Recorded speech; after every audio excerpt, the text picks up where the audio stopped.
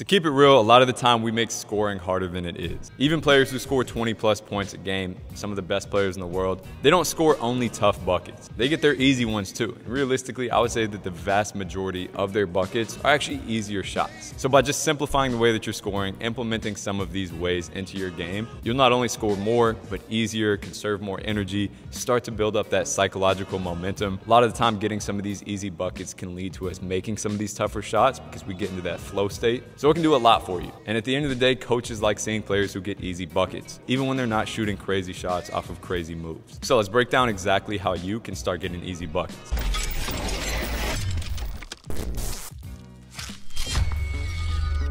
So first off is being able to find space on the perimeter for your shot.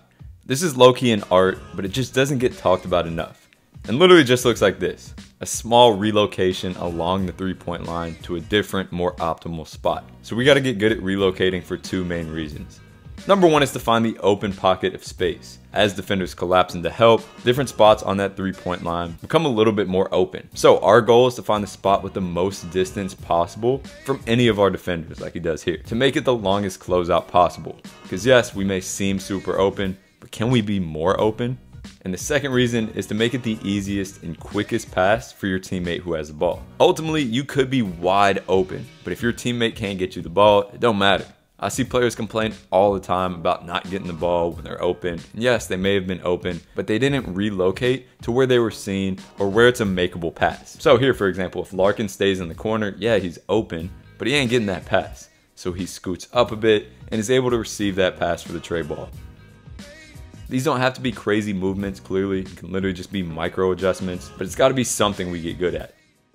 Also, keep in mind that this off of offensive rebounds and in the midst of chaos should be the first thought. Find that open space, and I guarantee you, you'll get a few extra wide open shots per game. Next is transition. And I'm not just talking about being the player with the ball, but the hustle and the positioning for off-ball players. When you know you have or can have an advantage in transition, if you're able to once again find that open pocket of space or open lane and really sprint there as fast as possible, you'd be surprised with how many open threes and layups you could get. Of course, we got to be cautious of cherry picking and leaving our teammates in a tough spot. Our first priority is always securing the stop and the board, but if you can get that timing down to be ready to find position for an outlet as soon as your teammate gets the board or the steal, you'll be out in transition a lot more for easier buckets. Maybe not all wide open ones, but definitely easier ones. Or even better, just turn defense into a few extra transition points.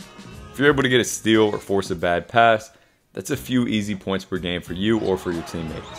House, the thief. Wow. Next one here is attacking closeouts the right way. So this is the most vulnerable time for defenders, period. They're sprinting at you most times, trying to close space and prevent an open shot. So if you're ready to attack off of this, it's easy money. And way too often I see players wait until the defender is set and then make their move. But now it's automatically a tougher scoring opportunity. So just go right away, make a 0-second decision. Either shoot, drive, do something, attack as that defense is sprinting at you, and you'd be surprised at how much easier scoring is. Then of course, if they recover and play good defense, you may have to get creative from there, and that's the best time for it. Simplicity comes first, and then play off of that as the defender has to recover. Next is learning to make simple cuts to find space closer to the bucket. Again, once you start looking for this, you'll be surprised at how many defenders fall asleep for a quick second, especially as your teammates start to drive and collapse defenders.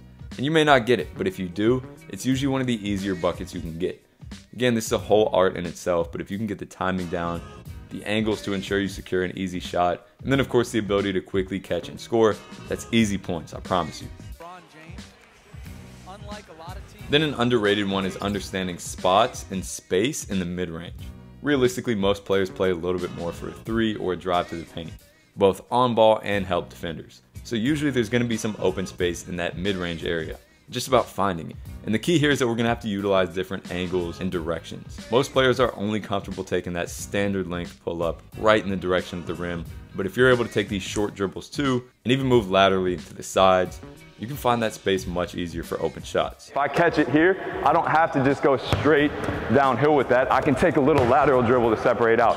I can take kind of a dribble into them to make sure I create some contact. So adjust the angle a little bit. Next here is attacking the pick and roll, handoffs, and even off-ball screens to score, not just using them to go through the motions. So just having the first option as scoring is a big mindset shift, because very often You'll have that opportunity coming off of these screens and handoffs. These naturally create disadvantages for defenders, so why we use them.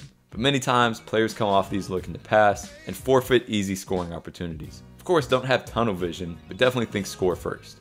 Alright, second to last one here. Get good at floaters. Look how much easier and how low impact these are. Yes, being able to get to the 10 and finish through contact is huge too.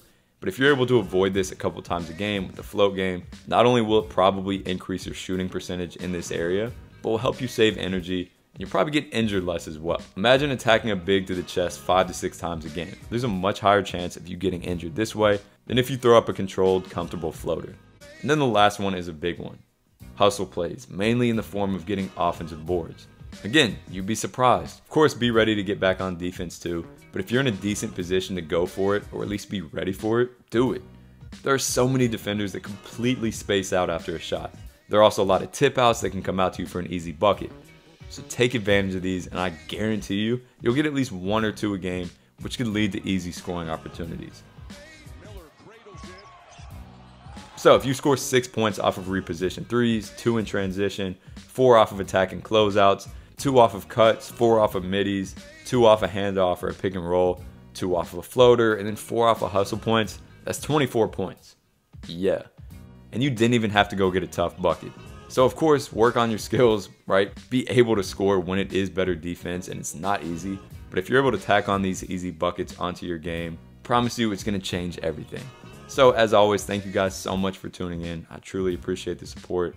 Make sure to tap in with everything we got going on right now. Our Instagram at By Any Means Basketball. Our global camps, we're coming to 20 countries around the world. Virtual Academy, which is the most comprehensive training platform you'll find. Our Summer Academy in Miami, our nonprofit, the list goes on. I'll put everything in that description. Much love, see you next time.